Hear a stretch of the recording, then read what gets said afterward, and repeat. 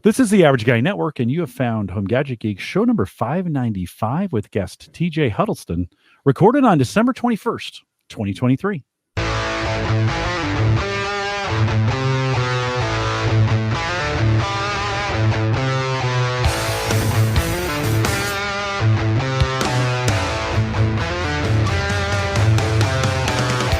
Here on Home Gadget Geeks, we cover all the favorite tech gadgets that find their way into your home. News, reviews, product updates, and conversation, all for the average tech guy. I'm your host, Jim Collison, broadcasting live from the AverageGuy.tv studios here in a beautiful Bellevue, Nebraska. I think we're going to have 50 degrees tomorrow, which means fire out in the back, and because it's going to rain on Christmas for us, so we're going to get the fire in tomorrow night. Of course, we post the show with some world-class show notes. So I have a few tonight out at the AverageGuy.tv. Big thanks to Mike Weger, who joined us last week. That was a bang-up episode. Good to have Mike back and a lot of good things to say. If you haven't caught up on that, go back and listen to it. And big thanks also to our Patreon subscribers.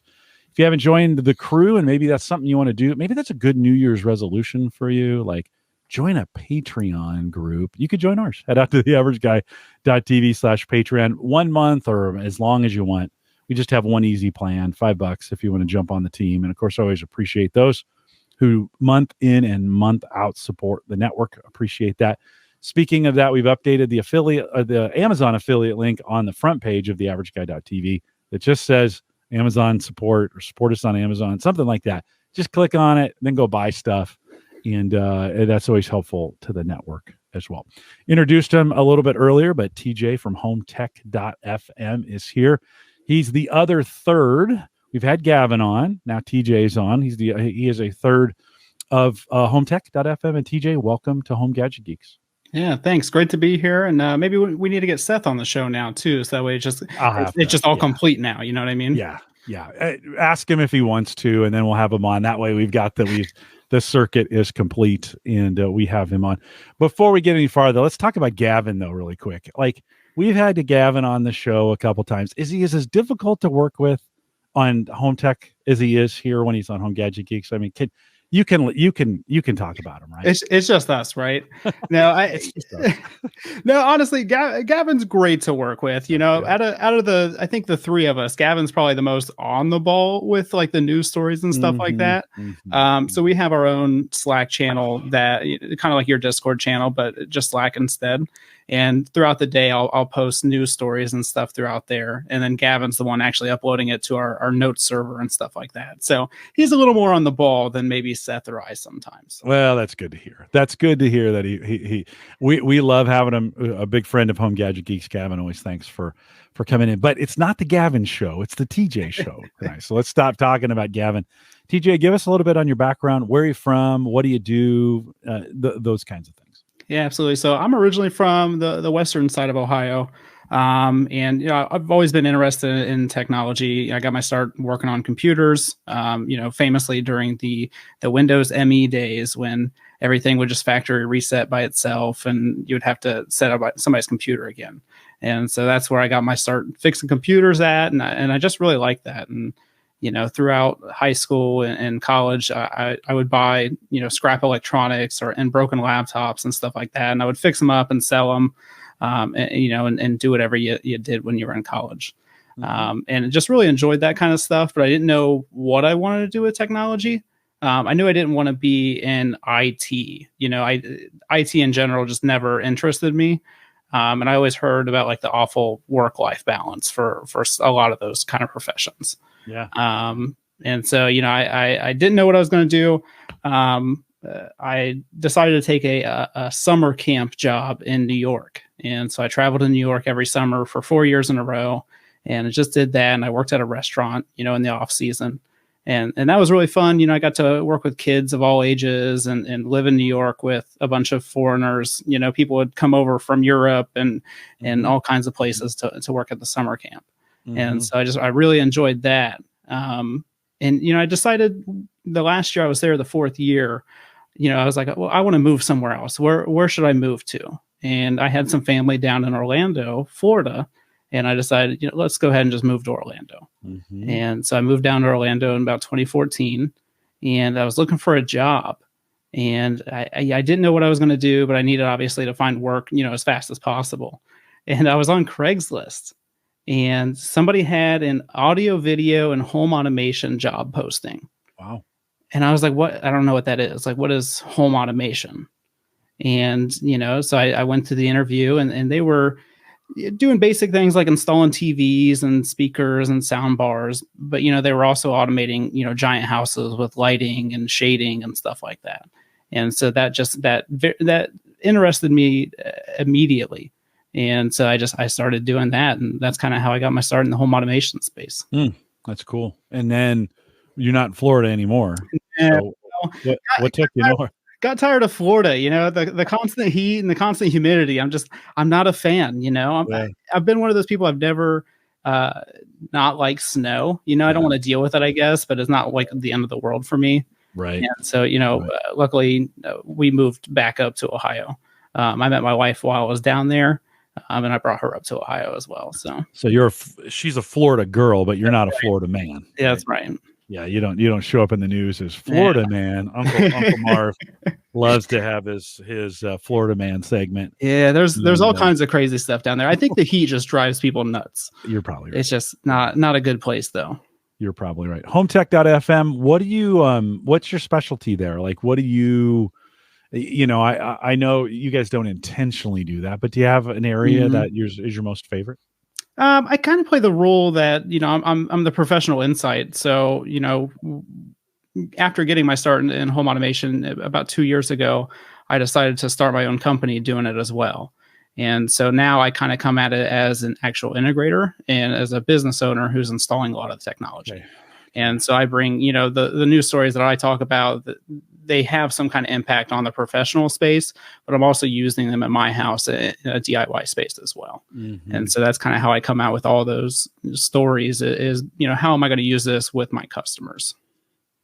What do you find most rewarding about HomeTech.fm? Like in the podcast, what keeps you going week in and week out? What brings you to it? What do you like about it? Yeah, I think it's just, honestly, it's talking with Seth and Gavin and hearing what they're talking about and what they're excited about. Yeah. We can read blog posts and news articles all day long, but unless you know somebody with hands-on experience with a lot of these pieces of technology, it's hard to know if they're actually good or not. And so I like working with both of them because they do bring different experiences to the table, and they'll tell you exactly how it works. When you think about the equipment that you work with, I'm going to go off the notes a little bit, but when you think you go off of the equipment you work with, that's the best, and then the stuff that is the worst, if you were just to think like today in the home automation space, what's the best? And you hate to say worst because that maybe is a little liable, but what do you avoid? There we go. Maybe that's are we talking like in terms of like brands or something? Yeah, brands or just I think I'll give you an example while you're thinking of this. Like blinds, of doing automated blinds, opening and closing. I've never had good luck with those. Yeah. And it's just one of those things I'm like, I'm never going to do that because I just have never found anything to work very well. So that for me, that's not my where like the ring cameras, those just work great for me. Like I want to install those all day long. They're easy. They're not the cheapest. Not the cheapest to subscribe to. There's other ways to do it, but it works for me. So in that home automation space, that's kind of what I lean towards. So what do you think for you? What do you think that is? Yeah, I mean, I think it's obviously going to be different per person and kind of what you're used to and how you expect it. But I think for gold standards for me, Lutron would be the top because Lutron makes smart lighting controls and shades and some other stuff. And it's one of those systems that if I put into somebody's house or business, I know it's going to keep working. Like you might have a failed product once in a while or something, but it's most generally going to be reliable. Another one, which I think people might laugh at, is Sonos. I love Sonos speakers. They work great for me. And they have a lot of networking issues and stuff like that kind of scares people away sometimes. But that's pretty much it. I don't know if there's anything that scares me away. throughout the business, I've kind of cut out installing some client supplied things. And one of those things are like the camera kits you buy at like Costco or Sam's Club or whatever, the 8 cameras and an NVR for like $30 or whatever it is. And so I've started. I don't do those anymore. I used to do them. I used to charge like a crazy amount of money to do them because they were always a pain. But now I just don't do them at all. And most of the time, it's just because of the software. It's just like they're a pain to work with, and they're just not good. Yeah, don't last very long. Not built very well. And then I always get calls back. People call and complain it doesn't work right or doesn't do this, and I was like, well, you bought it, so yeah. In the home security camera space, do you prefer like on-site storage, that kind of method where you have cameras where it's all local, or would you prefer to have it go to a cloud service somewhere? And forgive my wife who's screaming in the back there. All good. You might hear my cat eventually. So, I'm sorry. What was the question again? Oh, so do you prefer on-site? That's okay. We were thinking about people screaming in the back. From a camera perspective, on-site storage on-site or going to a cloud somewhere. I'm a big fan of the on-site. I don't think the on-site has to be complicated or hard, but I think the on-site gives you a little more flexibility because you don't have to pay a continuous fee for it. And so I think there's some limitations with that where, you mostly have to do like hardwired cameras, and if you want the really good cameras. But I think if you're going to go in and you actually own the place that you want cameras in, then hardwired cameras make the most sense most of the time. But you do miss out on some convenient features that like Ring and others do have. So, it's one of those use case scenarios. I have, we've talked about it over several shows, actually. I had Ubiquiti cameras all completely when we first moved in. I installed them when, we bought the house. And I've been slowly switching away from them. To other hardwired cameras, but out of the Ubiquiti ecosystem. So yeah, I always think I want that, and then I end up just going easy.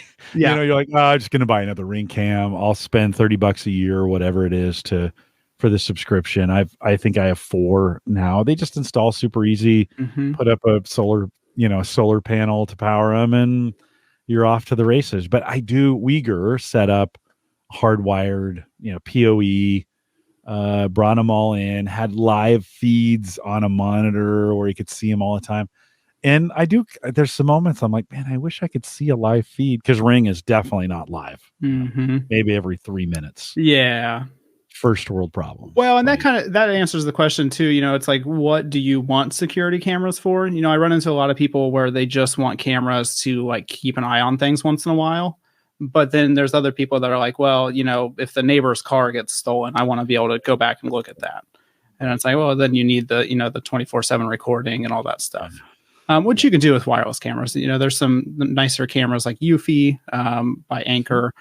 They have a little micro SD card slot, so you can do local recording on those. So it's not out of the question if you're going to do wireless cameras. Yeah. Yeah.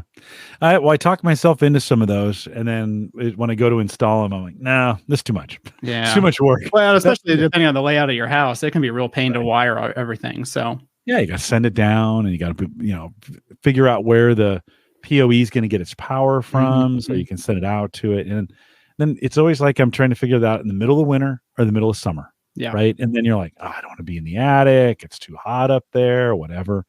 It's itchy. And so, that's the story for me. That's my home automation story. Is I get started on things. If it gets complicated, and Gavin knows this, I've talked to him about this before. Are you a home assistant guy? Do you I am, but I'm not as advanced as Gavin is. I stop wherever the text editor opens up. That's where I stop. And so Home Assistant, I've given it a shot many times over the years. And I think about 2 years ago, I finally fully converted. And it is super easy compared to what it was. It still has some work to do. But just compared to everything else, Home Assistant's the best hub out right now. Yeah. Yeah. Brian says in chat, he says he's been enjoying some Eufy. I say Eufy. I don't know. Eufy? Okay. Yeah. Eufy camera. I was looking at it. By Anchor. I don't know if I'm really pronouncing this right.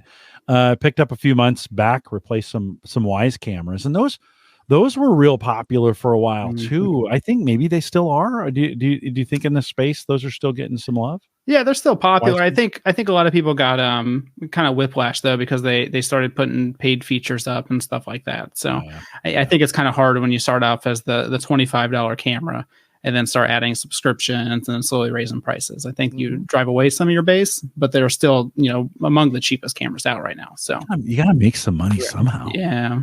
Right at the end of the day, Well, it's you always want the that short-term goal. It's always like, let's get as many users as Yeah. possible and then, Right, change it right. all. It's like, Make it hold them hostage, Yeah. and some will pay. It works. I mean, Yeah. companies do it all the time, right? I mean, it's sometimes. I mean, there's some that have tried it and have gone out. That home automation space has been not completely stable all the time, right? We've had some jump in and then leave the space, like peace out, we're done, we're getting out of this, we're getting out of this business, which is tough because people put these in their homes and then they got to rip them out, right? And put in something else to make it work, which is kind of a hassle, right? Yeah. That's why I try to stick to all local stuff. I mean, it's hard to do that with certain things. But like, for example, my light switches are all Zigbee or Z-Wave. And so, they don't use any internet or rely really on anybody. And so those are kind of nice. I might have to update firmware or something. But other devices, it's hard, like I have water monitoring. I can't do that locally as far as I know. I have energy monitoring. I can't do that locally as far as I know. So, I mean, you can't get away from the cloud all the time, unfortunately. Yeah. Are you using Habitat at all? I've used it in the past, and I think I have it in a box somewhere. At the time, they didn't have a mobile app. And I was like, well, a mobile app's kind of important for, a home automation system. And everybody was like, well, you can just use the website. I'm like, it's not the same thing though. Like, it's just not. I used it after they came out with the app, but at that point, I was kind of already moved on. The new one I'm excited about is the Homey Pro. I don't know if you've seen that. Oh, no. What's that? Tell me about that. So that is a European company, and they've been out for several years as far as I know. But they have a new hub called a Homey Pro, and I think it's $399. So it's a little more on the expensive side compared to some other hubs you've seen. But it's got Zigbee and Z-Wave and Matter and Bluetooth and all these wireless standards. And it's kind of like a nicer, cleaner interface compared to some other automation systems. But I really like it just because it has everything built into it. I would consider using this if I wasn't already invested with the Home Assistant. So they have a Homey and a Homey Pro. I'm assuming $399. It kind of looks cool. It's got a little RGB lighting. It lights up and everything. You can't have an offering without RGB lighting these days. It's got IR. It's got 433 megahertz. So I mean, it's got like pretty much every wireless standard you would want in a home automation hub. And they have two products. They have this one, which is $399, and there's no monthly fee or anything. Then they have a cheaper one, which I think you basically pay a monthly fee for. Yeah, but it doesn't have all the radios and stuff like that. Yeah. We always. I have an old version of Habitat. Oops, sorry, showing the notes there. Or we'll move off of that. I have an older. Sometimes I forget. Oh yeah, I'm showing that screen. We're all friends. Yeah, that's okay. It was just the notes. I have an old version of Habitat, and it's kind of limited now, and so it sits there. But I have a hard time getting rid of any technology. Like I literally will keep it till it just doesn't work anymore, and I gotta quit doing that because it's just sitting there. It doesn't use a lot of power. It's not, but it's probably is an attack surface for somebody to come in on. Get into the network or something along those lines. So I have to check out this Homey Pro. I had the site up. I shouldn't have taken it down, but just Google Homey Pro. Yeah. HOMEY, right? Yeah, Homey, right. That way. How long has that been out? How long has that been around? I want to say it's been about 6 months that it's actually been out. They've been doing reviews and stuff like that. So okay. I don't know that a significant amount of people have it yet, but you can find reviews and stuff like that. Yeah. And most of the reviews are pretty positive from what I've seen. Is it Gavin approved? Does he approve of it? I think Gavin liked it, but he's on Home Assistant, so he's not going to convert anytime soon. No. Yeah, no. He loves his Home Assistant, and it's it's so good. It's a good platform. I have it running right here on my Surface Pro. It's an old 3 Surface Pro 3, and but it's perfect because it's touchscreen. It's got all the touch targets. I've got a bunch of sensors on there. I can check how all the Ring cams are doing. Although Home Assistant and Ring aren't that great together. Ring doesn't work with anybody, so that is not a Home Assistant thing. That is just a Ring thing. It's terrible. There's professional home automation companies that can't even work with Ring. So yeah, it's terrible. On the Assistant, on the Amazon Assistant, the doorbell will ring, and then it's got to go to the website, log in, grab the picture. The UPS guy is long gone by the time they even get the camera turned on to see who it is. So that's not, I live in a pretty good neighborhood, so I'm not, I'm not too worried about that, but it is one of those things where it's super slow. Yeah. Let's talk a little bit about, so my daughter, as you know, she works at a library, and you had mentioned in the notes, you wanted to talk a little bit about Makerspace in the library. Are you involved in that at all? Is there something local to you for that? Yeah, so actually, I'm on the board for the Friends of the Library for Delaware County. Nice. So I technically live in Franklin County right now, but I was previously living in Delaware County. And I'm very active in a lot of networking groups over in that area. So I go to Chamber of Commerce events and realtor events and everything else, drum up business and find clients and all that fun stuff. And one day, I think it was about a year and a half ago, this older lady came up to me and she was talking to me about the Friends of the Library. And I don't really go to libraries anymore. It's not really my thing. She started talking to me about the library, and I was like, what are you even talking about right now? And she's like, well, we're raising money for this Makerspace at the library, and we're looking for people to donate money. And I was like, that sounds really awesome. I think a Makerspace could be really beneficial to the area. We live in a pretty nice area. So, raising money for the Makerspace probably wasn't going to be a big issue. And so I was one of the first ones to donate to that Makerspace. And then, so they finally got it built, and I decided, that was pretty cool that the Friends of the Library, exist and they're helping, create this thing. Let's go ahead and, become active with them. And so I joined the Friends of the Library, and officially next month I'll be on the board. Nice. And so I basically the technology chair for the Friends of the Library. Well, that's cool. And what do you like about it? I mean, it's sometimes those civic obligations are very dry, really difficult, right? Yeah.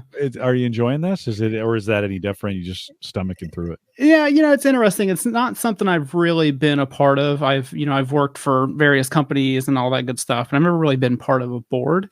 And so like the legalities of it and the meeting layout and everything like that, it's very boring to me as a just spontaneous person. Right. But it's one of those things that in order to make your area better, you have to give back. So that's how you do it. You join these committees and groups, and you start working towards that.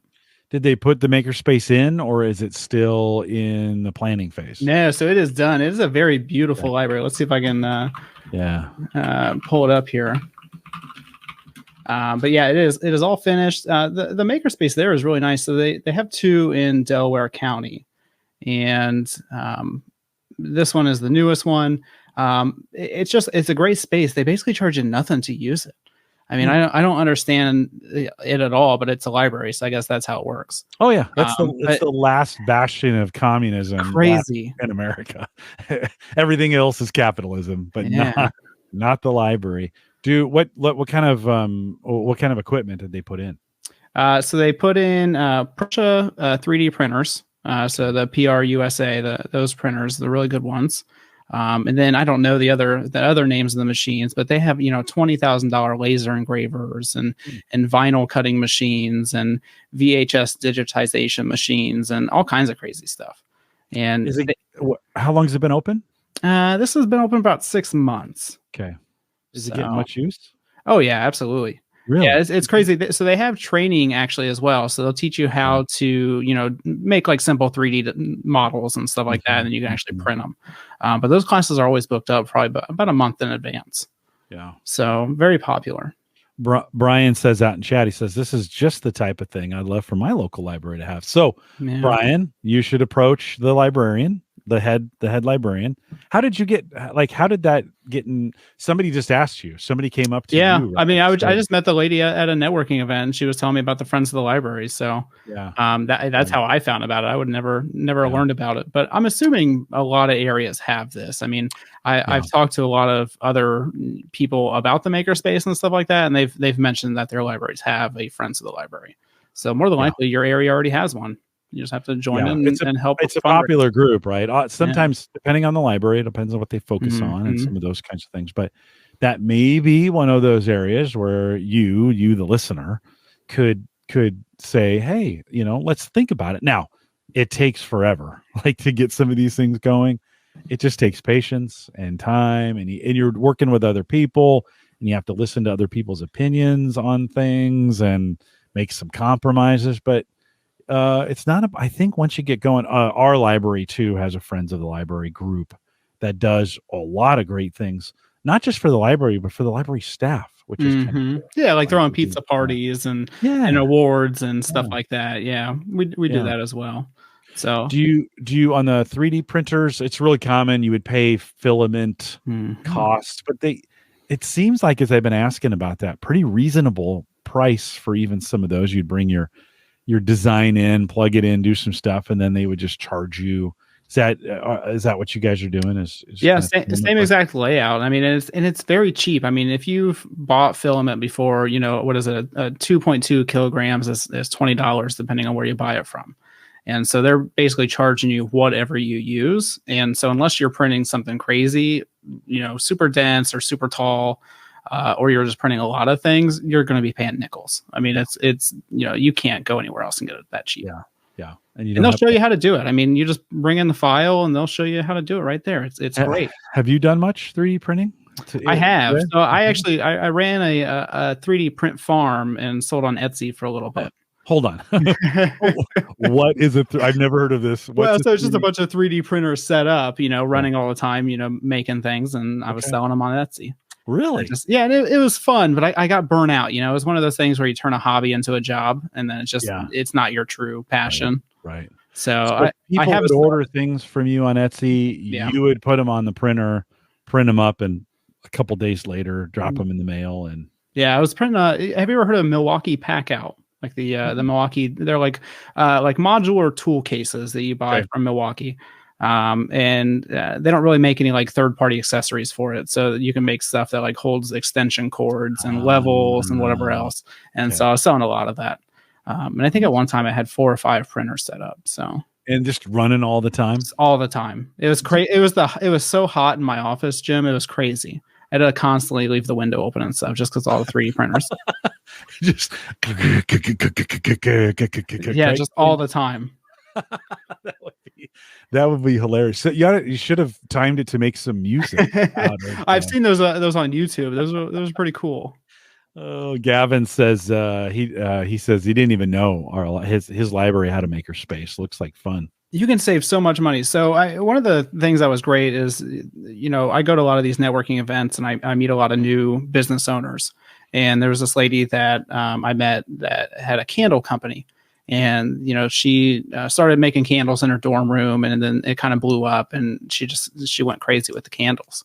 And she was opening a new store. And if you've ever opened a new building or even just bought a house, all the stuff that you have to buy for it, and then all the stuff that you don't think you have to buy for it, and it all adds up. And I don't remember the quote she got for her sign. She made, signs for the wall and the counters and everything else. And she made them at the library.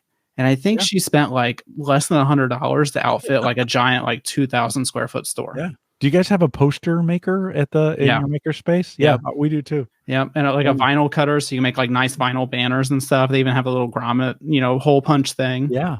So I mean, you can make like a full, outdoor setup. Takes a little bit longer in some regards because you got to go in and get trained on it. They want to make sure you know how to use it, right? So, you always need more time than you think you do, just because unless you've used it all the time, you probably don't know how to use it. Sammy, my daughter, she ends up helping the old guys on the computers. They want to come in and use the computer, help me get to this or help me get to that. One of them, though, there's a neat story about that where they needed to get, like, somebody in the family had passed away and they needed to get access to something so they could get the money rolling to get things going for that, right? And so they came into the library over the course of a couple of days. All the library staff helped them get that done, and it's just kind of fun to see. Again, I think the library is one of those secrets that, like, for a generation, and maybe my generation, stopped using the library, and so for a while, it wasn't utilized, and now I think it's maybe it's making a comeback. Who knows? Ken asked a question. I don't know if you got an answer for this one. He says, "Is there a website to find the closest makerspace?" That would be interesting. You ever heard of anything like that? I don't think so. I think you would just want to visit whatever your local library's website is. I would just be rudimentary with it and do a Google search for your county library and makerspace and just see if anything pops up. The city of Omaha built its own dedicated makerspace for a while. We took over a Borders bookstore that had closed. Oh, wow. And they converted that whole thing into a giant makerspace, and got some big grants, some big money to be able to do it. It was super cool. They've just recently moved it, and I don't know where it moved to, but it was there for, I don't know, 6, 7, 8 years. In fact, at one point had a donut shop in the bottom of it, the coffee and donut shop that eventually closed. I think the pandemic closed that. And then I think the pandemic closed the big makerspace too. Tony thinks that the librarians should rule the world. They probably should. Might be a nicer place if they indeed do that. Any other, when you think about that makerspace in the library, I mean, certainly if you're listening to this and you haven't checked your local library, or maybe even the counties around you to see what's available, anything else, any other advice you'd give, or anything interesting that came out of that, or that it's coming out because you're involved in it right now in that makerspace?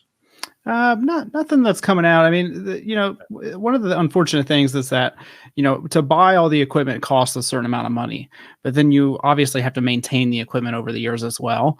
Yeah. And so that's kind of what, the Friends of the Library does, is they kind of help with the ongoing fundraising for the library every year.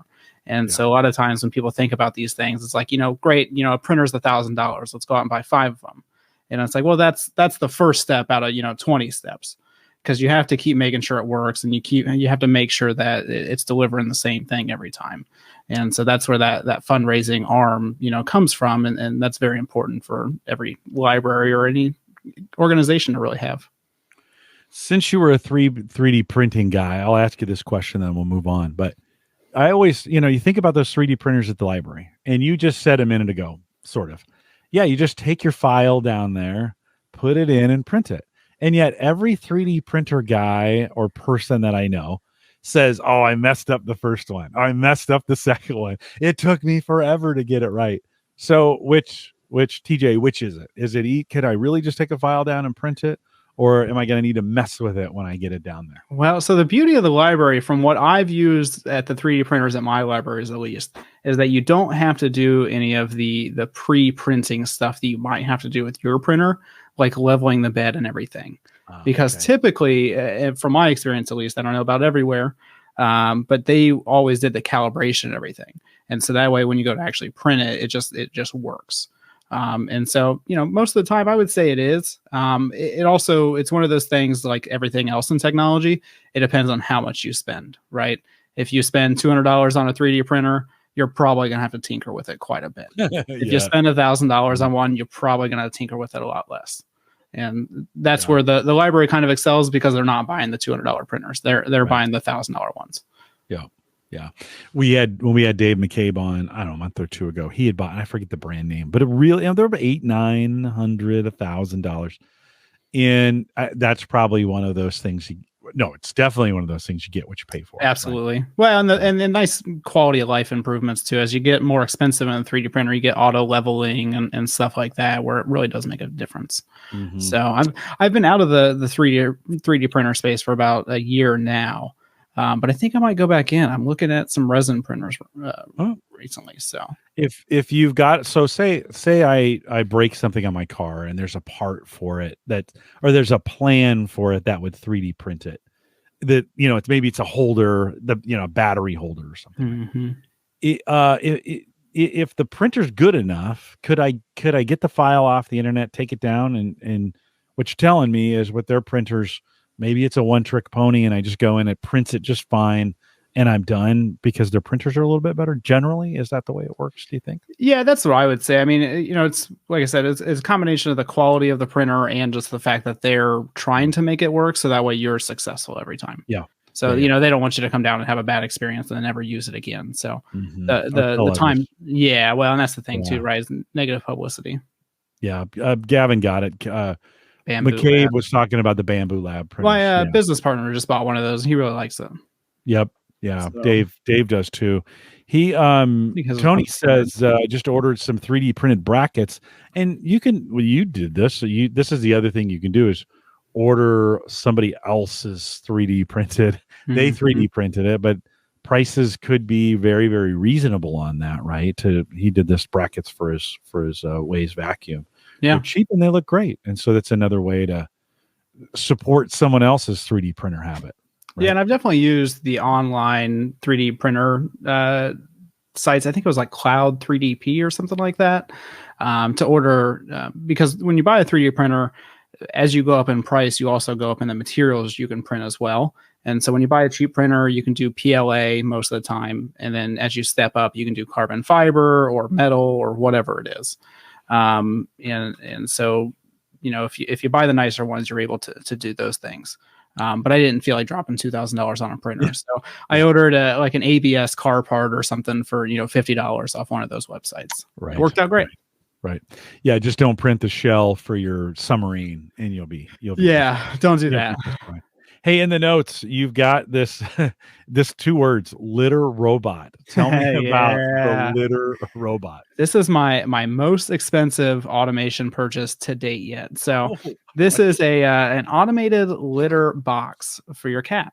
Or for your small dog, I guess. Not like throwing not like cigarette butts and some of those kinds of things. Not one of those, cat litter. Cat litter. So I'm a cat person.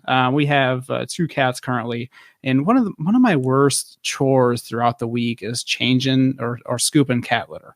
And if you have 2 cats, you have to have multiple cat litter boxes, and then you gotta change them out every day or 2 days or whatever it is. And it's just it's very annoying to do that every other day. And so I looked at this thing for I think like 3 or 4 years. And this year, after we bought the house, I was like, I'm getting one of these this year. I'm done doing litter at this point. So does it really work? Is it called litter robot? I think I've got it. Let me bring it up on the screen. That's the one I have. Yep, that's the right one. I think the base price is like $800. I mean, it's crazy. $700. There it is. Yeah. So I mean, is it worth it? Is it worth it? So I've only had it for less than a month. So I'm not going to give my full review of it just yet, but I'm going to say that it's worth it, Jim. What does the cat think of it? That's the important thing. Is the cat still going in there? Yeah, I mean, no problem. I mean, she was a little hesitant at first. We have a robot vacuum as well. And she does not like the robot vacuum. She is terrified of it. Every time it goes, it's one of the self-emptying ones. And every time it goes off the little platform, she knows about it and she's already hidden. Yeah. And so I was worried that she wouldn't like this. And one of the reasons I wanted this one too is that they give you 90 days to try it out. And if you don't like it, you send it back to them. And so, we basically, I put it in there with the existing litter box for a day. And then the next day I removed the existing litter box. And she was very hesitant at first, but now she's fine. She uses it without an issue. And basically the way it works, it's got a capture on the bottom, right? Mm-hmm. And then so then it's got a sifter that goes around, picks it up. It's really genius. The bottom, right? The way they've designed it, I'm sure they've refined it over the years because this is the 4th one at this point. But it's basically a giant ball. And the ball has a giant hole at the top, and that's where all the solid waste goes. And it has a little sifter, and it just spins around. And it looks like a very simple mechanism to spin it around. And it just spins around, and as it goes around, the litter goes through the grate thing, and then the solids collect, and they just drop right to the bottom. So, I mean, it's a relatively simple design. Yeah. Okay, so I've seen the mechanical versions of these where it's like the dragon, the thing, the rake, or whatever.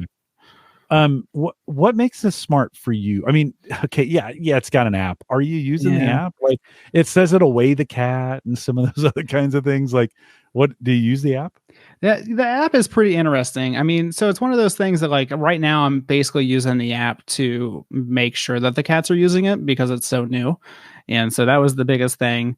It does track the weight, which is kind of cool. So that way I can, as the days go on, I can see if the cats are losing weight or whatever. Not that big a deal to me. I mean, the biggest thing is honestly just the auto emptying. I don't really care about the app portion. It's cool that it's there, but it's the auto emptying and the reliability of it that was the reason I wanted it.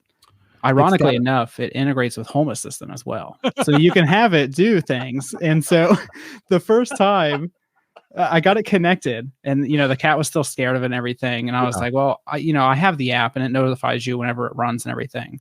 But I was like, I'm gonna go ahead and make an automation through Home Assistant. And so I had an automation set up that whenever she used the restroom, it came over the speakers and let us know in a kind of vulgar way.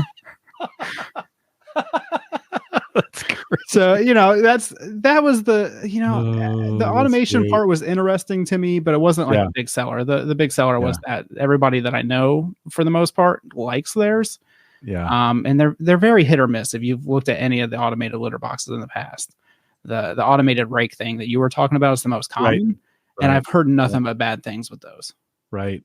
Yeah. Well, we have a new cat, and Sammy's in charge of the cat, so she'd have to buy the $700 which is not going to happen.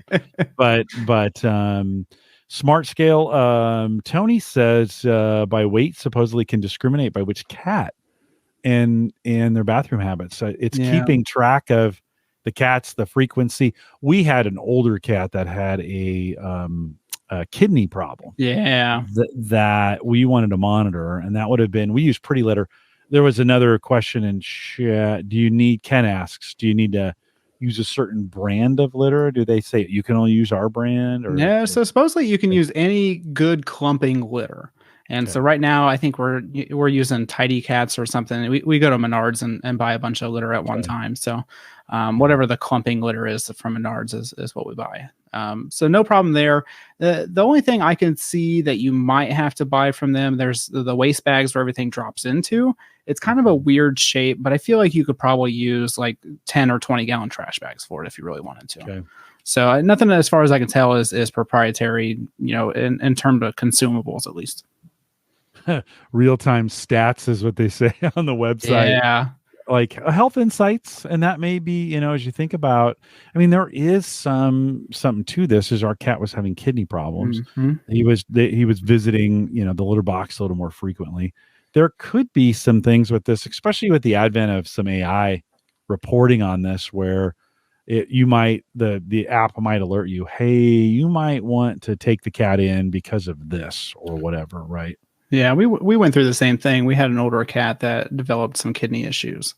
Yeah. And basically, we obviously felt awful about it and how long it possibly happened and all that good stuff. But that was basically like, cats are pretty good about hiding everything. So they're not going to come out and tell you. Dogs are usually, you can tell, they're moping around and everything like that. But cats usually act pretty fine. So it's hard to know. And, if you do have this information, you can kind of track that. Okay, so you're a month in. Thumbs up. Are you still? Is it? Where would you land on good purchase so far? What do you think? I would say good purchase so far. I don't think I'm going to return it at this point. We've had a couple small things where it goes to like cycle and then it doesn't. But I don't know if that's going to be like a big deal to me or not. Mm-hmm. We just run the cycle again and it's fine.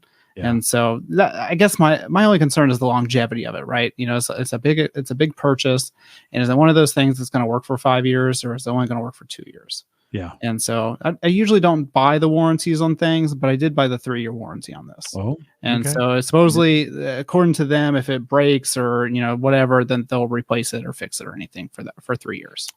So did you join any cat community while you were? Is that they're like a litter robot cat community? I have not. No. Yeah. Whenever I look for new products, I just do research on it forever. Like I just do research on it until it drives me nuts, and then I just decide to buy it.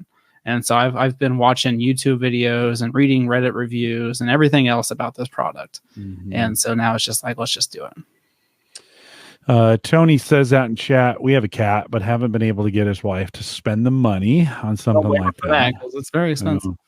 Ken says vet approved. My wife thought it was crazy when I said, let's buy it. Well, it's.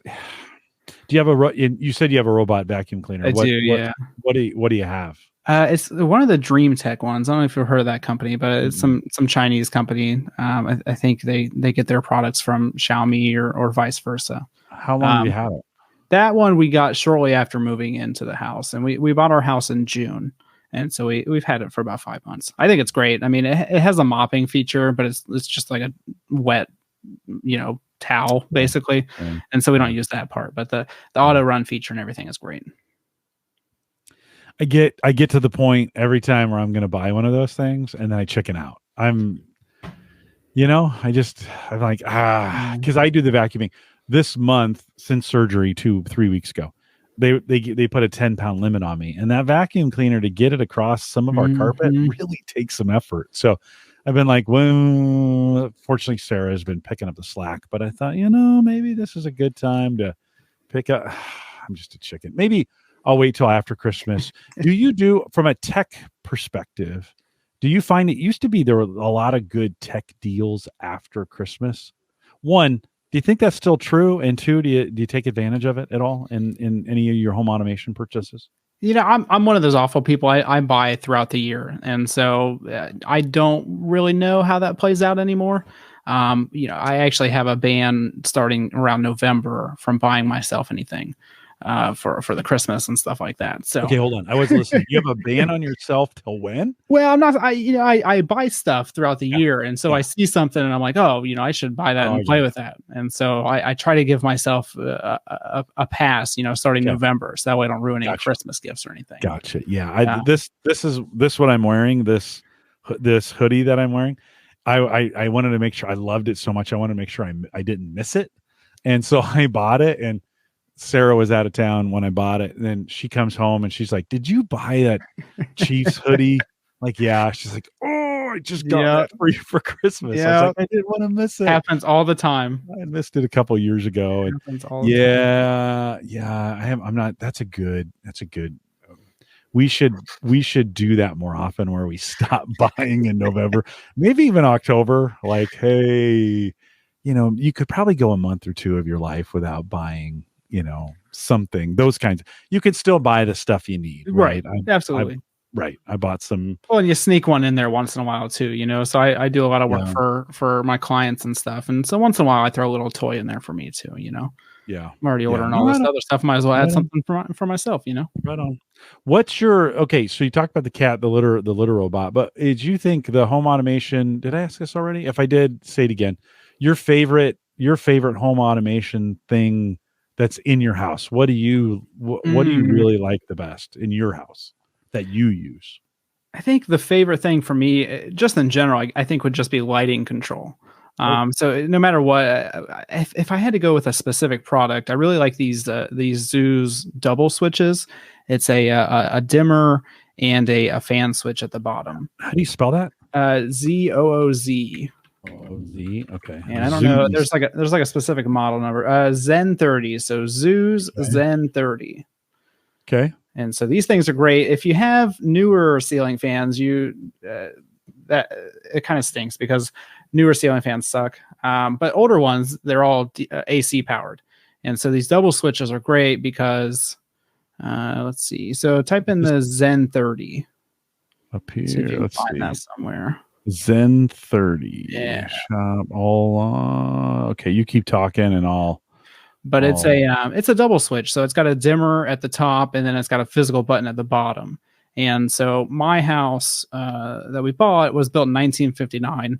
And for some reason, I don't know if it's just this time period or these houses or what, but we have a lot of 2x2 walls. So, standard wall is 2x4. We have 2x2 walls. So we have super thin walls on the interior of the house. And so I can't do double switches. I have to do a single switch to control a ceiling fan and a light. Okay. And yeah, that's the switch right there. I think that's my favorite product, honestly, and it's so simple. Really, but it's one of those things that it solves such a big problem. I've got one in the bathroom, I've got one in the den, and then one in each bedroom. Well, that's cool. So just a simple. What's the retail in something like this? I think they're only like $30 or $40. They're not much. 35. Yeah, if you buy it on Can you find them? Do you have to get it from their site, or can you? Yeah, I think you can get them on Amazon and everything else. And this actually, I bought a lot of stuff from the Smartest House, which you have pulled up right now. They have a lot of Z-Wave devices, and so I bought a lot of when I bought the house. I bought a lot of my stuff from them. Well, that's cool. How much? How long you been in that house? 6 months. Okay. How much automation do you think you put in there since you? Well, so everything's automated at this point, kind of. I guess it depends on your definition of automation, but I did all the lights as soon as we moved in. So we changed light fixtures and I installed light switches. And our house is only 1,200 square feet, so it's not a very big house. 1,200 square feet, single story ranch. And so I think I have maybe 20, 30 light switches altogether. So that wasn't bad. But I did all the smart home stuff within the first month of buying the house. We didn't move in until July. And so I immediately started installing the switches and stuff. Garage door opener? No garage. So no, unfortunately not. Okay. Gavin approves because can't go wrong with the Zoos. Yeah, Zoos are great. I have them for my door sensors and some outlets and stuff like that. They work great. Did you put cameras in? Yeah. So I went with Ubiquiti cameras initially. Okay. So I still have a Ubiquiti doorbell, and then I have Ubiquiti wireless indoor cameras for whenever we're on vacation or whatever.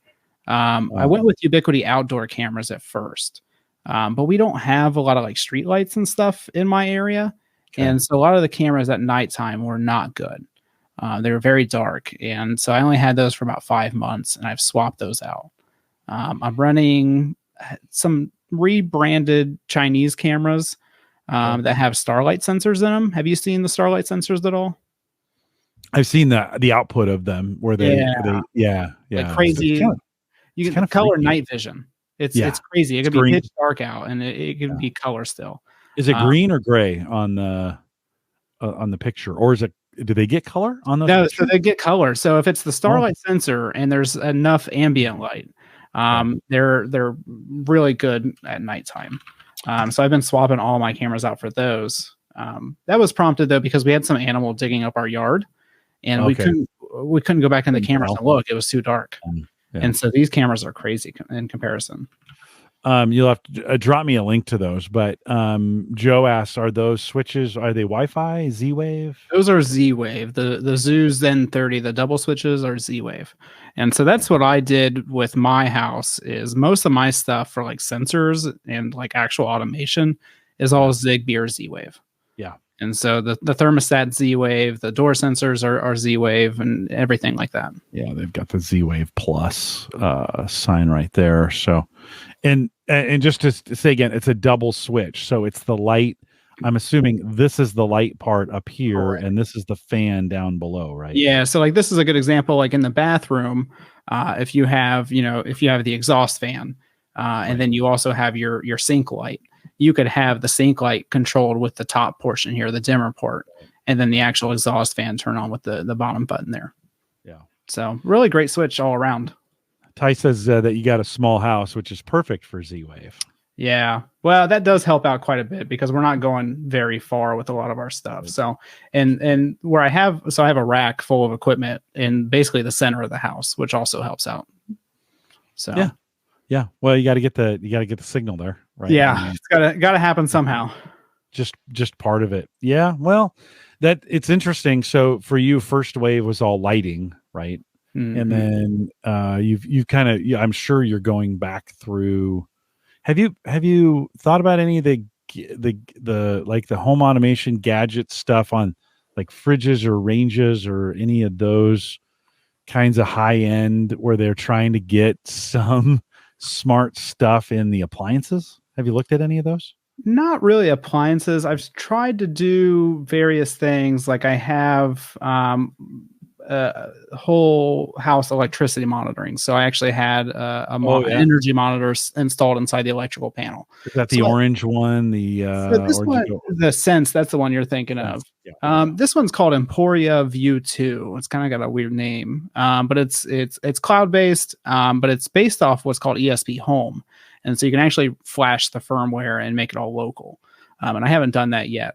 But that's the only appliance-y thing I would say. I'm not really interested in smart appliances. I don't know what it is, but I just don't see any benefit in some of them. maybe like the stove one, like if you left the stove on or something like that. See, but I don't need to I've been turn my stove cooking. on remotely. I've been cooking so much since the pandemic, and now that I got the smart app for my car where I remote start it in the cold mornings. Yeah, that's great, isn't it? There would be some moments where I'd like, hey, I'm getting ready to go up and start dinner. Let's just preheat that oven to 425 fan and get it. Like, let's just get it rolling. Even if I don't know what's on the recipe card for HelloFresh, like I know it's going to be an oven thing. Let's just get it going. That way, when I do get up there, I can turn it off, reset it to whatever the recipe says. Or what would be even awesome is if I could put the recipe in and it would interface with the app and say, hey, I have this recipe at this time, turn on the stove to that, to that temperature just to get it going. Now, the stove gets up to temperature in 7 minutes. So it's not like it's that big of a deal. It's also not like the car where you're waiting outside the stove like this for the thing to warm up, right? You're fine. But it's that kind of, for me, it's that kind of convenience. It would be that kind of convenience. It would also be, and I didn't realize until how important this was until I put the garage door automation in. I was forgetting to shut the garage door at night. And it would say, hey, if it's still open at midnight, shut it, right? Yeah, that was a helpful, yeah.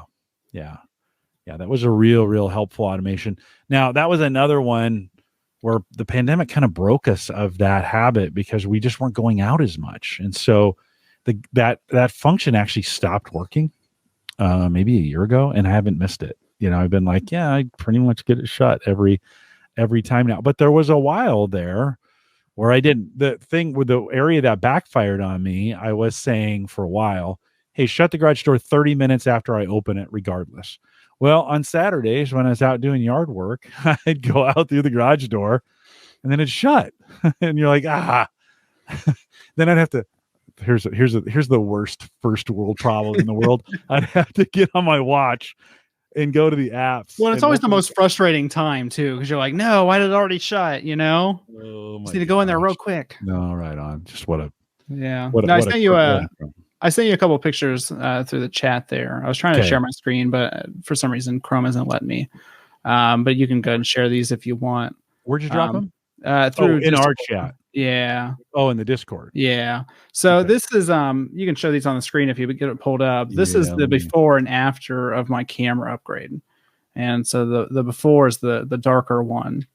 And it's with the $200 Ubiquiti camera. I think the G4 or the G5. Okay, let's see. Give me a second here. Let me slide this over here, and then we'll take this share screen.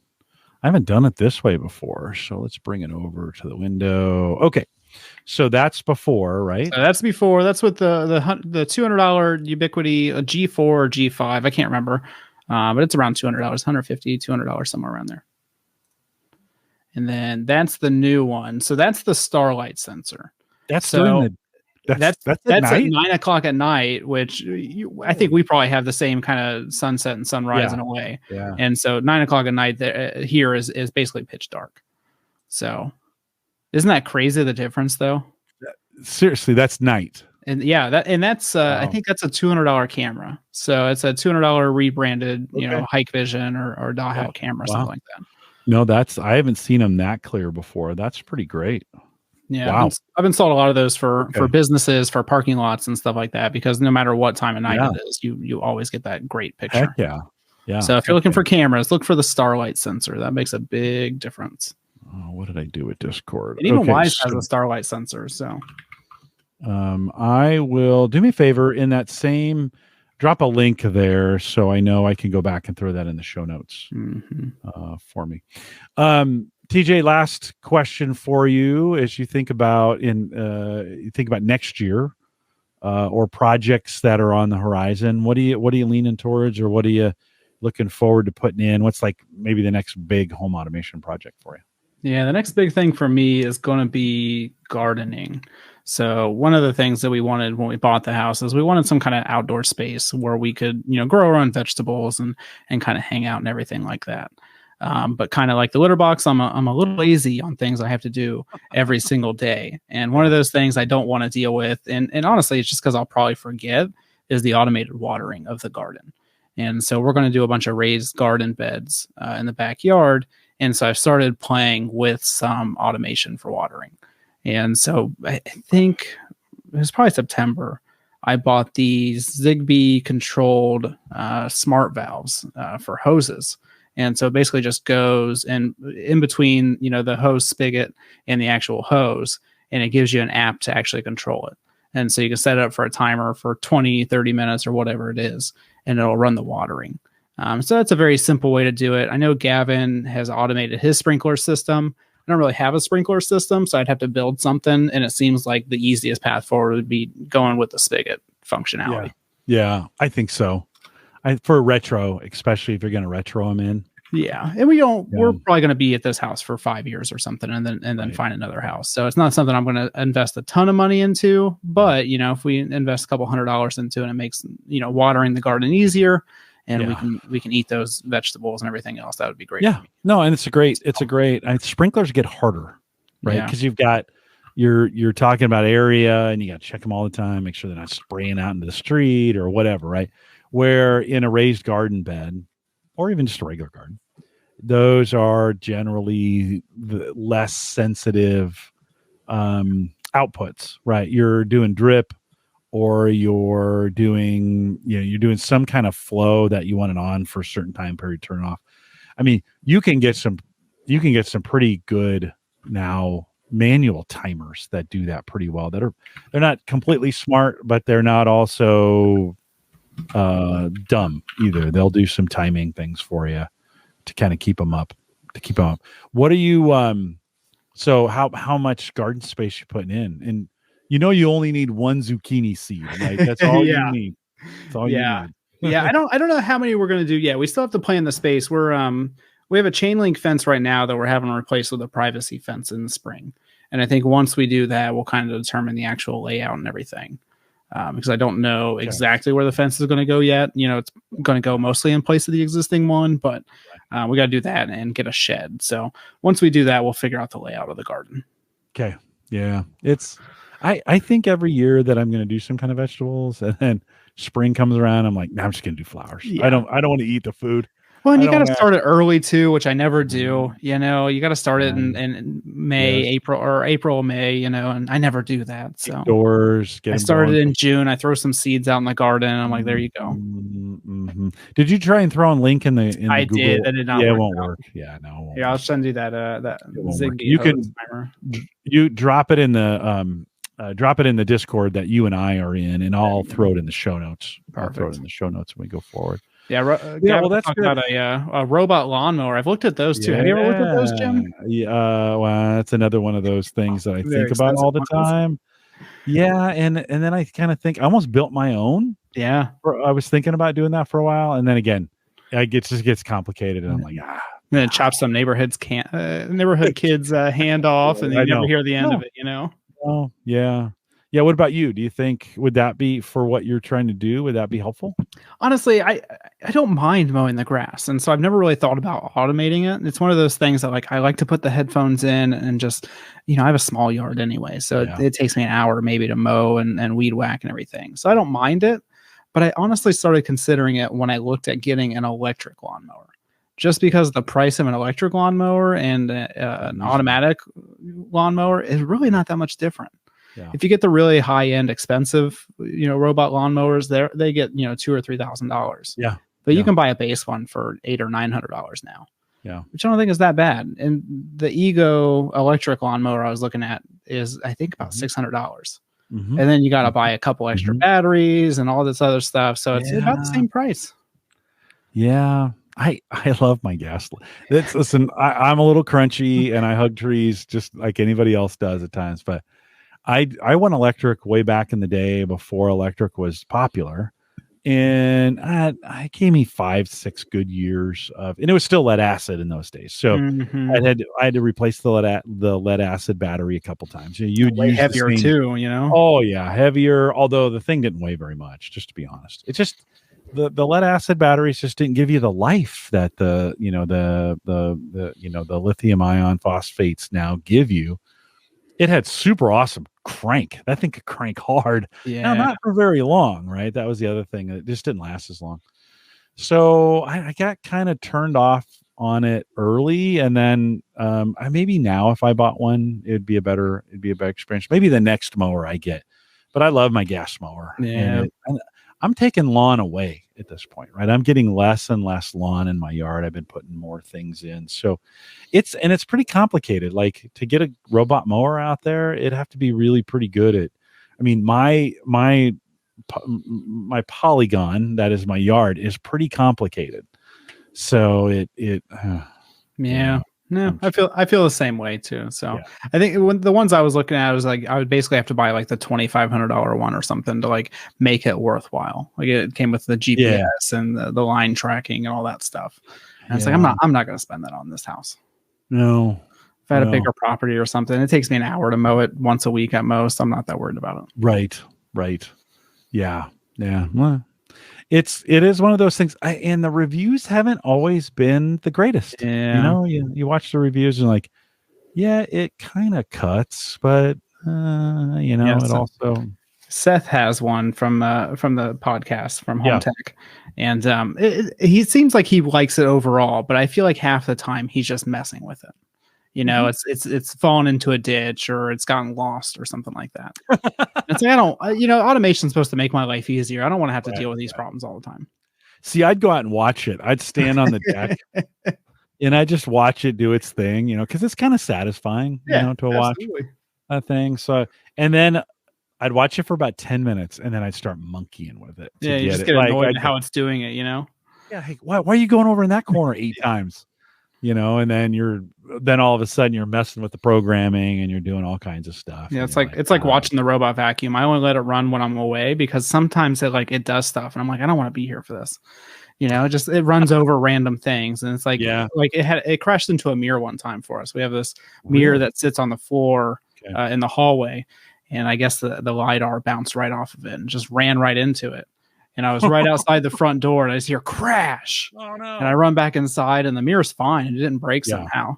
But it's like it just ran right into it. So I don't know if I trust a lawnmower to do that. I know we don't have a lot of square footage in here, and there's a lot of things on the floor. Yeah, and that's the other thing that stops me. I'm like, I'd have to be moving things around. You have to pick up all the time. Yeah, or else you get the notification that something's jammed in the wheels, which I get that notification quite a bit. Brian says in his area, all gravel or zero-scape desert yards around. He's down in the Phoenix area, right? Did I get that right, Brian? Phoenix, right? When he was a kid, there were many more yards with lawns. Folks, our friends in Vegas, it's the same way, right? They're not. Nobody's putting in lawn. Yeah, nobody's putting in lawns anymore. Yeah, he's in the Phoenix area. Well, here in Nebraska and out in Ohio, we have very, very similar. In fact, your weather is almost identical to ours. It's just a day later. Yeah. Right. It's we get a snowstorm on Tuesday. You guys have it by Wednesday, and it goes pretty well. Yeah. Well, TJ, anything else before we wrap it up? And I want to say thanks, but anything else? No, I think that's pretty much it. We talked about a lot, and I'm sure there'll be more come up in the future. I did want to point out, if you do enjoy listening to technology and everything, give Home Tech a shot. We actually had a really good episode 462. We talked about Matter and the future of Matter, the new home automation standard that everybody's talking about. Yeah. So if you're really interested in that, I think all three of us were very skeptical of Matter and kind of just wrote it off. And then after this interview, we kind of all turned into believers. So it's a really good episode that you should check out if you're interested in the home automation space at all. Check it out, hometech.fm, and you can find that on your podcast player. And make sure you subscribe to it. You guys do some great work over there. We'll get Seth on, and then my goal will be to get each of you talking about each other while you're on the show. Or maybe we should get Seth on, and then we should do a show where we have all three of you. There we go. And Let's do that. We cover some home on, and then we do the round robin where we talk about everybody comes on and talks about the other two while they're on here. So we just did our fireside chat this week where we had Richard Gunther on as well. So that's always fun. It's always a good time. It's a good time to reflect and everything like that. So yeah. Is he? I haven't listened to a Home On in a while. Is he still making Home On? Yes, he's still doing that. And then he's got, and he's going to kill me if he hears this. I think can't remember the name right now. He's got a couple other podcasts that he's got going on though. Another one with Adam Justice as well. So, yeah, good. And he's hanging out with Josh Pollard too, Entertainment 2.0. Yeah. And they do a bang up job. I'm still listening to that on a fairly regular basis. So pretty good stuff. Well, TJ, thanks for coming out. Thanks for answering the call, and thanks for being the guest tonight. I appreciate it. We'll have you back again. If I ask you again, will you say yes? Absolutely. I'm sure I can always find something to talk about. So as long as it involves home automation of some sort, I have something to talk about. Yeah. Well, and then be proactive with me too, where if you got something new that you want to talk about, you're like, hey, this would be a good thing. Just send me a note, and we'll do a whole show on it. So appreciate you coming on. Can you hang around for a sec while I wrap this thing up? Okay, perfect. Again, if you want to check it out, Home Tech, all one word, hometech.fm, and make sure you get subscribed to that on your podcast player.